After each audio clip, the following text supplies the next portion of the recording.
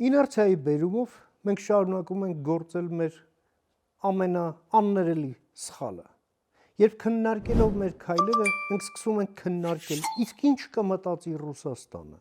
իսկ ինչ կասի Ռուսաստանը, ինչ կզգա Ռուսաստանը, կամ ինչ կանի Ռուսաստանը։ Մենք մտածում ենք միայն մի բան, որ մենք ընդհանրապես չենք մտածում, թե ինչ կմտածի Ռուսաստանը։ Որովհետև մեր համար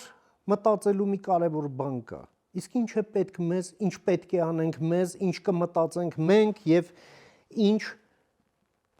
անելիք կունենանք մենք մյուս տարի այսօրը,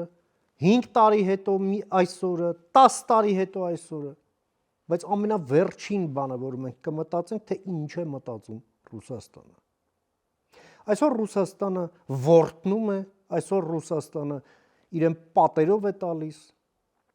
այսօր Ռուսաստանը բոլոր անցքերից մաղձ է արձակում և գոլորշի, ինչու, որովհետև Հայաստանը ամրապնդվում է որպես սուվերեն պետություն, ինչը ռուսական կայսերական ուղեղի մեջ չի տեղավորվում, գոյություն չունի այն և չի կարող գոյություն ունենալ և շոկի է ենթարկվում, երբ այդ ամենը իրականություն է դառնում։ Հետևաբար մենք